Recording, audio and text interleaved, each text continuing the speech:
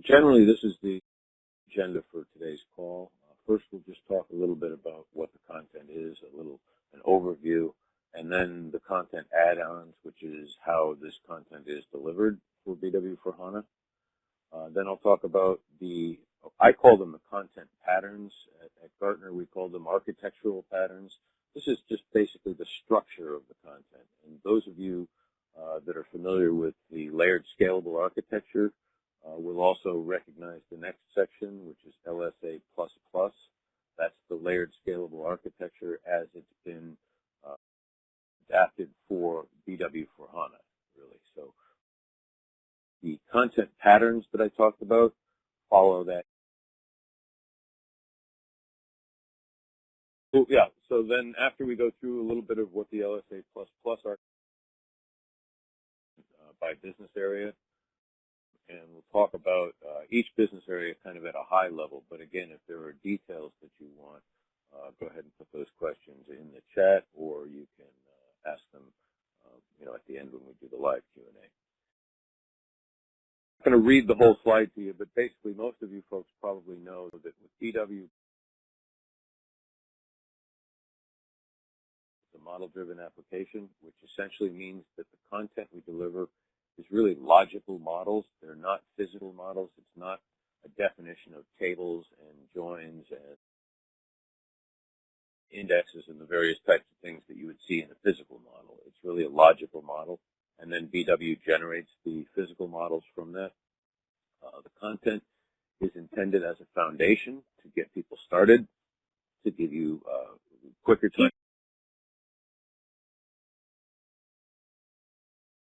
But again, the idea is to give you a jump start, to make it easier for you to get value more quickly. Most people know part of the content we deliver extractors for our applications, which of course give you a jump start in terms of the data sources that you can use. Those extractors are not, in fact, part of the content that we're talking about here. They are delivered by the application groups. So if it's an ECC extractor, it's built by the ECC team. Similarly with any of the other applications, CRM extractors come from the CRM team. So essentially, we take the data from the point at which it's delivered through those extractors and do all of the various transformations and create all of the physical structures that are required based on those logical models.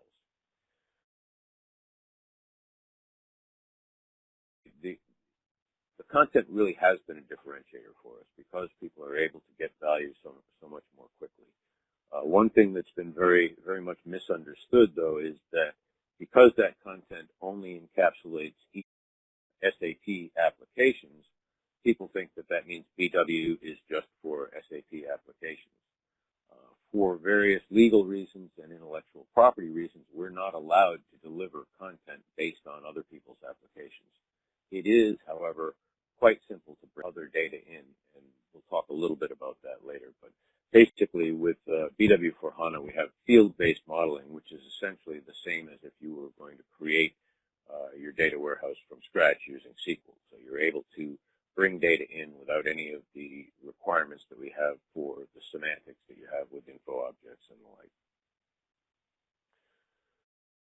The overview slide here, again, this is what is covered right now with the content that's been delivered for BW for HANA. You'll notice a star down below by plant maintenance.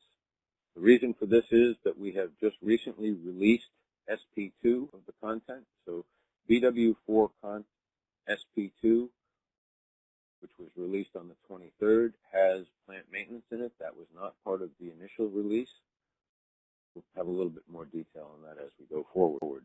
I'll also just in a minute here explain what BW for Cont is versus the other content. Some of the advantages of this content are they follow the LSA++ architecture, so you have less layers and a simplified architecture, less objects to maintain, therefore you're more agile. They do make use of consolidated info objects, and for any of you who are not familiar with that concept, even within SAP applications, the data models for particular types of objects are not identical. So a customer in CRM is not necessarily the same as a customer in ECC. What these consolidated info objects have done is basically made a consolidated view that works for any of those definitions within our applications. Of course, if you're bringing in third-party applications, you will need to modify those info objects to include anything that's unique to those other applications. So the power of HANA, we're also able to provide a higher level of detail, like line item detail in this content, where a lot of things were aggregated in the past versions of the content. So I already mentioned BW4 Cont add-on, which had the various business areas in it that I mentioned. But the content is actually delivered in two different add-ons for BW4 HANA. The first one, BW4 Cont D, is an add-on that provides you with info objects, info areas, various application components, exit variables and other variables, and master data read classes. So these are really kind of the basic infrastructure things that you need to build that business area specific content. SP2, we have added quite a number of additional info objects, variables, and the like into this. So BW4 Cont B also has an SP2 that's available now, and that is a prerequisite for the other add-on, BW4 Cont, which is, as I mentioned, where the business content actually resides. So definitions of info sources, transformations, and info objects are all included in the business area content. Typically, we're trying to deliver another SP each quarter for the new content.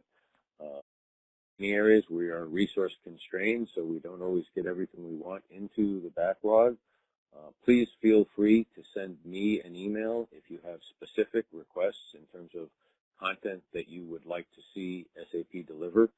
We don't have a formal pipeline for that, but I'm happy to take those requests and get them to Andreas and Natasha and the team that actually builds the content. So feel free to send me emails. My contact information will be in the deck at the end here, and I'll be happy to work with you if there's specific content you're looking for. Talk a little bit about the different scenarios for the use of the content. So in the first use case here, essentially, basically in scenario A, we've got customers who are simply going to use the BW data sources. Then they're going to custom build all of those other, even the infrastructure items like info objects that I mentioned before. Those can be custom built just based on the data sources. The only prerequisite really is you have to check the note that's mentioned here to make sure that any extractors you want to use for those data sources are ODP enabled. NetWeaver BW on HANA allowed what was called the myself connection for extractors. That's not allowed with BW4 HANA, only the ODP connection is. So you need to make sure that the data sources you want, that those extractors are in fact enabled for ODP.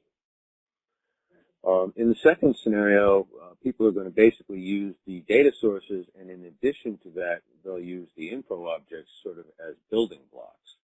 Then in the custom built area, they're going to basically create things like open operational data store views, advanced data store objects. They'll do the transformations and the HANA composite providers, basically build all the rest of it other than the info objects in a custom fashion. Prior to that, of course, is you still need to make sure that your data sources are ODP enabled, and then you would need to apply the BW4 Cont B add-on, and that would give you those info objects, and you would be able to build the rest of that content infrastructure, custom content.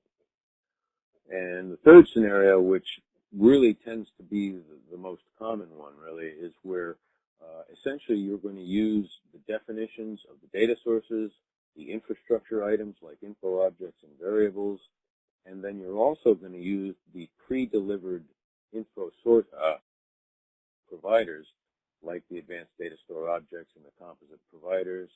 You'll use the transformations and variables and queries, and basically underneath it says as is or template. I'll be honest, I very rarely see anyone use them exactly as delivered. Typically there is some sort of modifications. A lot of times that is really on the query end where there are additional things that are going to be added to queries. But you can use them as they're delivered out of the box, or you can use those to build your own queries and info providers basically as a template. And then, of course, you still have the option to add additional custom content, really in all of the areas that we've talked about. Additional data sources, additional info objects, and additional info providers can be built as required based on anything that you, any business requirements that you have that are not met by the delivered content. And then, of course, in required column, you have the two mentioned before, checking the ODP, enablement for the data sources, then adding the basis add-on, and then you would add the BW for Cont add-on, which would deliver the rest of those objects for you. And I apologize if you've all seen this slide a bunch of times before in the roadmap, but it is important. So basically, what we've got on the left-hand side here is the various types of both persisted and virtual objects that you could create in the old BW world. In BW for HANA, these are the only ones that are allowed. So you have a composite provider, which takes the place of the first 4 of these, and then you have an open ODS view that takes the place of the transient provider. Advanced data store objects can be configured to have the properties of any of these 4, an info cube, a traditional data store object, a hybrid provider, or a PSA table. And then the info objects, of course, are still info objects. So understanding that those are the objects that are supported, and we know, of course, that when we're going to deliver content to BW for HANA, that it has to be built using these new modeling objects. In particular, the ADSO and the composite provider are really the the majority of the content. We've also built a new set of variables using a consistent naming convention that makes it much easier to do any of that customization we were talking about. So basically added a new set of variables and exits that, with this consistent naming convention, make it easier to do the things that are not necessarily delivered out of the box with the content. Technical, but essentially there are ways that we have been able to reduce the redundancy of characteristics. So for basically, you don't need to persist the data for 0 calendar day multiple times. You can use that as navigational attributes.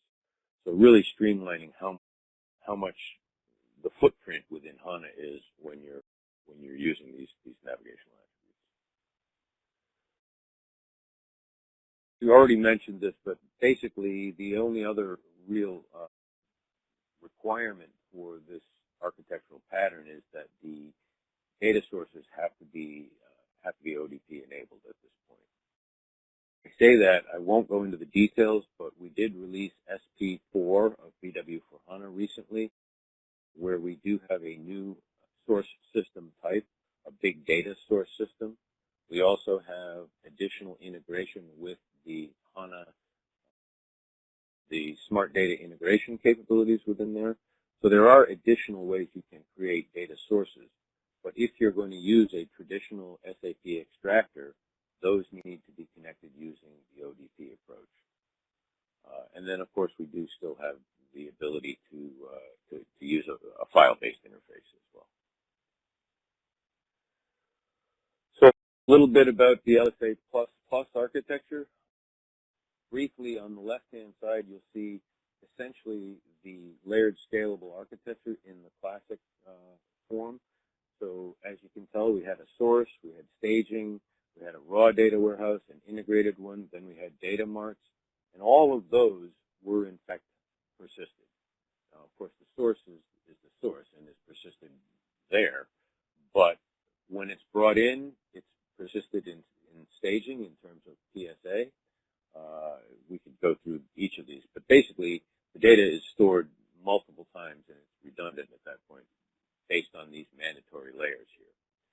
With the LSA++, the only mandatory layer is the virtual layer, because essentially using HANA and Smart Data Access, you could, if it was appropriate, go directly to the source and not even persist any data within for HANA. We do still have basically staging and the raw data and the integrated data warehouse, but those are often, the lines mean essentially this could all be virtual, so there's no persistence here. Typically, the only persistence you'll have is the advanced data store objects. So again, simplifying, reducing the number of layers, and reducing the footprint in HANA. And as you probably all know, you do pay for HANA based on the amount of data that's in it. So reducing data redundancy is its own reward to a certain extent. So this will be an example that you'll see with each of the business areas as we go through there. I mean, this one is talking about vendor. So this is one from accounts payable from the FI/AP area. But essentially, the same pattern will be true in almost all of the content, where we have a data source, and in this case, it's the vendor line items, and this is the name of the extractor.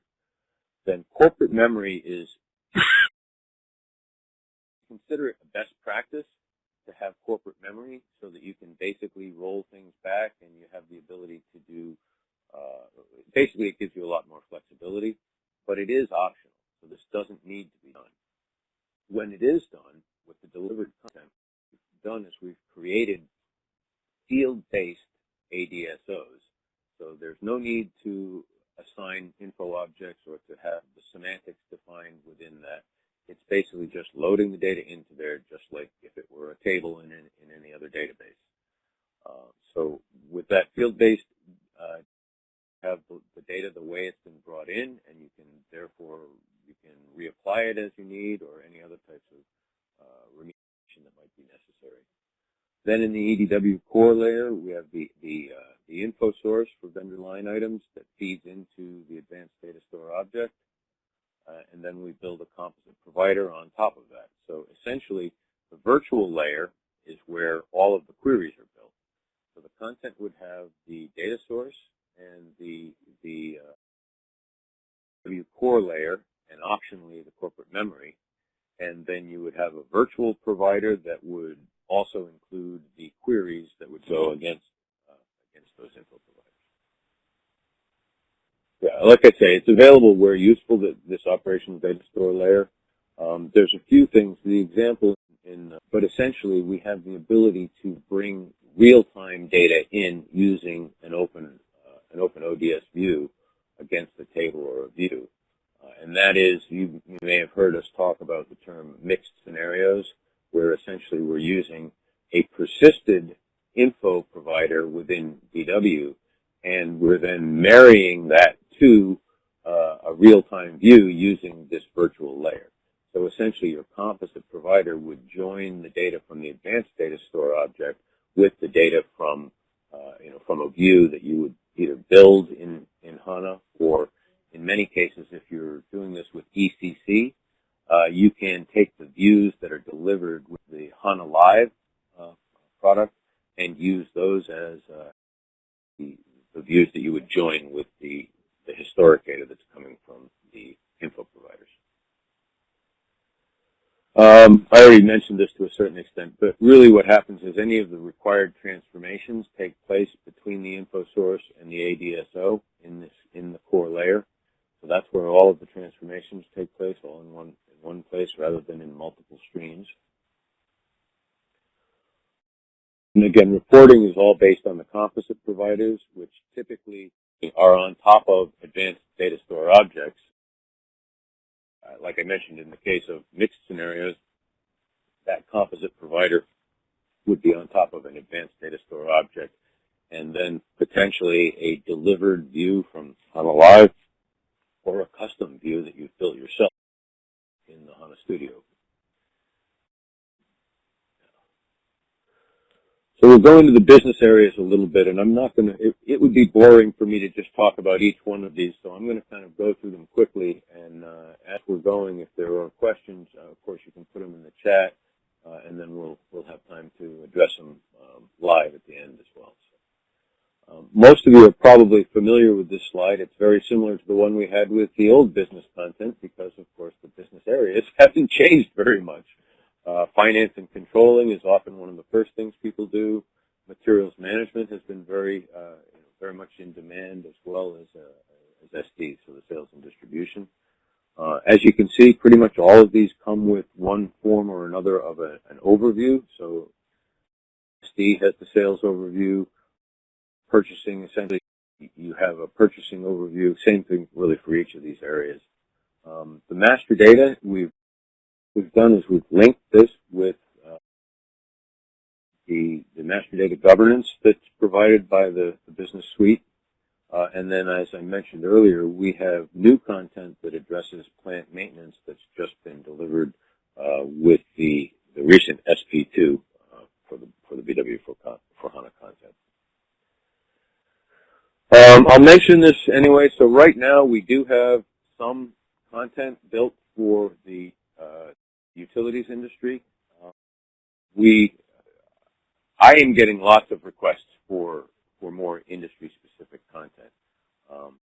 It's not easy because, as I mentioned, the extractors come from the application groups, so we can only build that content once we get a project with those teams. That's our problem, not yours, but I would encourage you for specific industry content that you're interested in, please send me an email.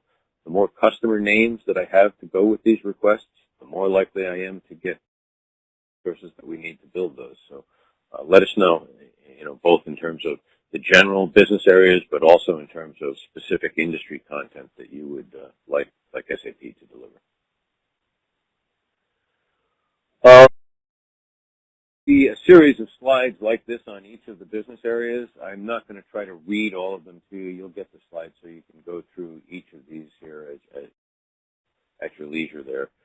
But like we're going to have an overview, and then there will be one or more specific areas in each of these that I mentioned as well. So, conditions on orders is one. Delivery services is another one in SD. Just to give you an idea, and again, I won't stop on each of these, but see essentially from the data sources, the corporate memory, names of all the various objects in here as well. So you can see then that you're going to have the advanced data store the info sources, then the advanced data store objects, and in the case with SD, you essentially have 3 different composite providers. One for the overview, which, as you can see, actually joins all of these different advanced DSOs together. Then you'll have another one that just does delivery information, and another one that just does billing. Does the conditions. So essentially, those are the areas. These blue boxes on the right-hand side. Those are the areas where queries are built. Even though you have all of these different info providers and various components in there, you really end up with these 4 info providers that you would build queries against. And of course, there are queries that are delivered with the content for each of these as well. The next one, so we'll get a little more. So just basically goes into more detail about. So up here we had the delivery, and then we'll go into more delivery into delivery service, and essentially creating a provider for the service levels. So, like I said, we have the material management and purchasing, where we have a purchasing overview, and each of these here. But I believe this was one of the examples where we talked about doing the mixed scenarios with an open operational data store view. Andreas, can you give a little insight on that? What exactly do we do in the purchasing area? Okay, and also we had so-called mixed scenarios in our former content. That's the HANA optimized content in BI content. Yeah. But at the moment, we have to wait, I would say, for the new HANA repository objects, which is a new HANA view. Yeah, and when this gap is filled, and we're expecting this for SP7 of BW for HANA, then we will ship also the mix scenarios again. Same pattern with different content here, but so that's for purchasing, and then we have inventory management. Again, this is a very this one is very much in demand, and of course we have. In the case of inventory management, we're dealing with what we refer to as non-cumulative key figures, so things that cannot be simply aggregated. So stock flows, for example, they're either in or out. They're not a negative or a positive. So those are the kind of things that are already encapsulated into the content for inventory management. So we've got, like I said, materials. I also mentioned at the beginning, essentially, with a lot of our customers, when they first implement BW or BW for HANA, one of the first things they do is financials. And AR, of course, is a big area within there. This, again, is one of those areas where you can create mixed scenarios. It will not, as Andreas said, won't be delivered as a mixed scenario until the SP7 time frame. Essentially, if you have all of your receivables and you then have a real-time view into those, it gives you the ability to be much more proactive in terms of how you do your dunning and collecting, outstanding bills from your customers. And that's where it says BW replicated. It's actually replicated, from the ECC system into BW, so the real-time capability.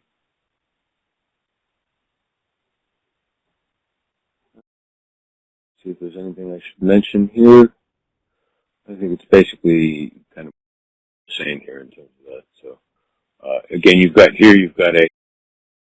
the provider that's going to bring the data in from this ADSO, but also can link to a real-time view to give you that mixed scenario.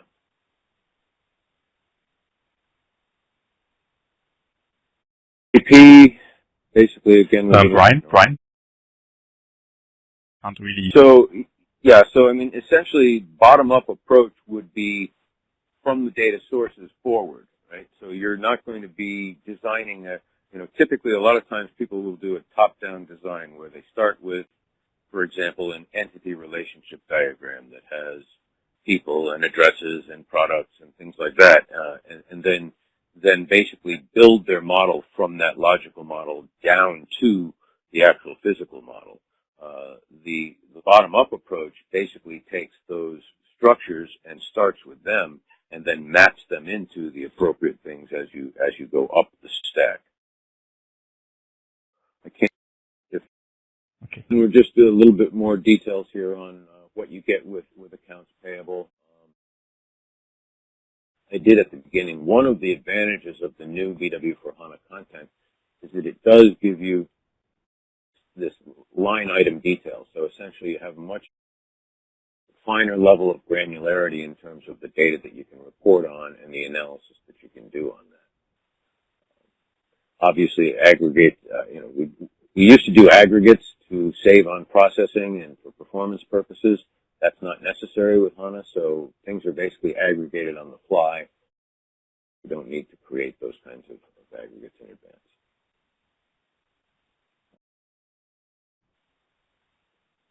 So again, GL, same kind of thing. We have an overview to begin with in terms of having to support both of these. So both of the is built into this content because I'm not an expert on GL, but that was again one of the things that was necessary to make it valuable to all of our SAP customers. We have to make it. It's kind of similar to the consolidated info objects. We really need to make it so that all of our things interoperate more. Asset accounting, again, this is an important one to a lot of our customers, especially those in asset-intensive industries like process manufacturing. So basically being able to create these types of info providers and queries that work on real-time data very valuable to them. So we've got a number of basically different queries that are built against the the data that comes out of the asset accounting. We talked a little bit about controlling, but again, some more areas that are covered here. So center, overhead, and project accounting, which are all kind of separate, but we that available through the through the content, including basically taking multiple providers and bringing them into one composite provider, so you get access to all of that data in one place. Oops. Profit center accounting. Many of you probably know we have profit center accounting. We also have COPA, the COPA, which basically allows you to do profitability analysis. That is a different subject. We have something called the COPA Accelerator that is outside of BW that allows you to use COPA and leverage HANA more quickly. But you also have access to the same types of information within the profit center accounting. And again, I mentioned at the beginning, this is the new business area that was added to the content with SP2. So I'm going to basically, like I said, you can see what comes with it essentially right here. But ask Andreas if there's anything you'd like to mention or add in respect to plant maintenance. Yeah, that's a starting point, I would say, for plant maintenance. We have of the extractors that we offer, or the data flows that we offer. I guess the most prominent is the first one, the measurement results for measuring counters and points, where you can use actually kind of IoT scenarios as well to get counter readings and so on from odometers and so on of your machines, and extract this into BW, and then get kind of a examination of looking what are the actual values at the moment and what are our tolerances, and is the current value in the tolerance, in the window, for example, of the temp. Thanks. No, that's great. And yeah, I'll add to that I'm working right now on a demo that would integrate Leonardo Internet of Things stuff with BW for HANA. That demo is in the early stages. I hope to have something ready around the Tech Ed timeframe.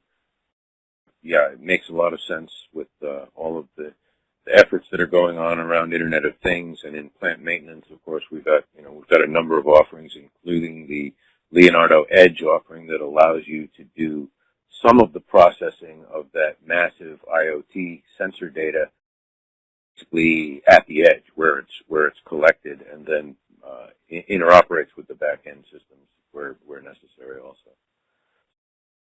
The typical EDW area, but obviously Internet of Things is creating massive amounts of data that are valuable, and usually most valuable in the context of the rest of your enterprise information. So, again, here about the stuff that's been added. Oops, sorry. Like I say, if there's any specific questions, you can either ask them in the chat or at the end, and we'll try to answer them now. Anything we can't answer now, we'll get back to you with after the webinar. I mentioned master data governance. Again, this is an offering from the Business Suite guys in terms of how to help you manage the master data, typically within your SAP applications, although it's not constrained to working within those applications. And so what we've done is now we're allowing basically access to the various master data that is managed under MDG, and giving you consolidated reporting across these different sources. Again, some details in terms of what is actually provided.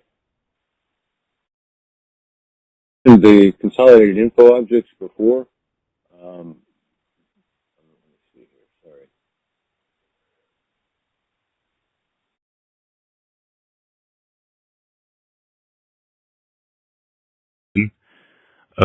So what you can see in the report is just kind of a use case you might have in your company that you want to analyze actually the invoice volume across the vendors.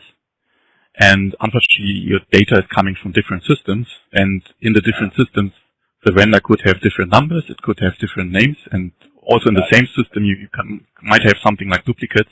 And what you can do now with these consolidated info objects is to kind of group it.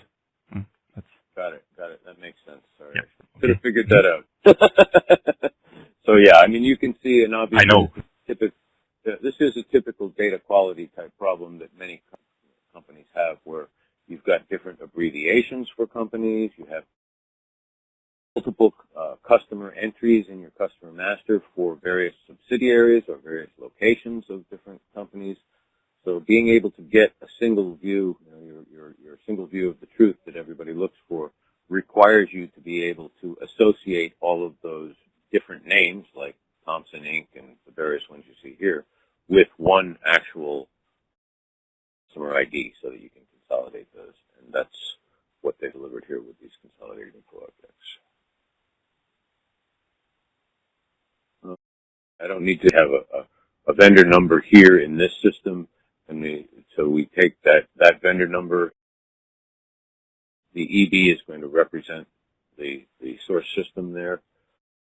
Bring that into the DSO. So basically, it's qualified. Business partner in case of you are getting the data, for example, from SRM. So you would say a 2VEN if it's actually a vendor, or a 3 vendor. You would see 2BPA if it's a business partner. So you can then get both, also these two different business types into one object, into this GN vendor. Consolidate.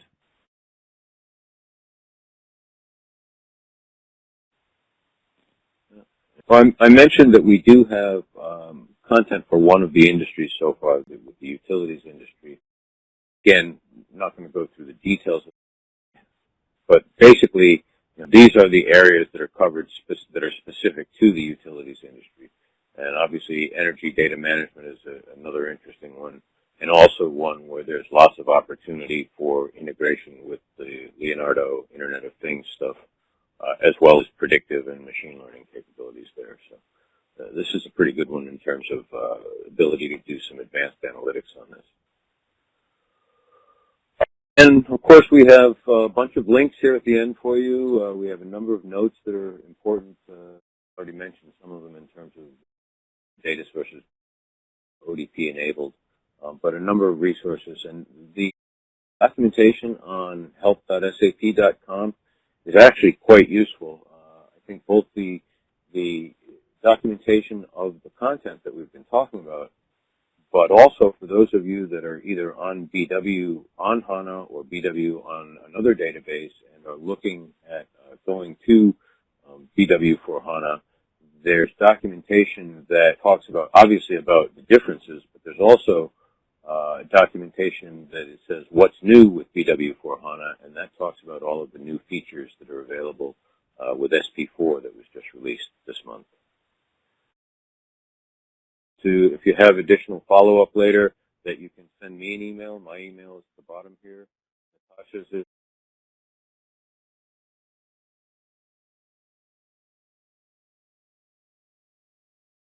Thank you all.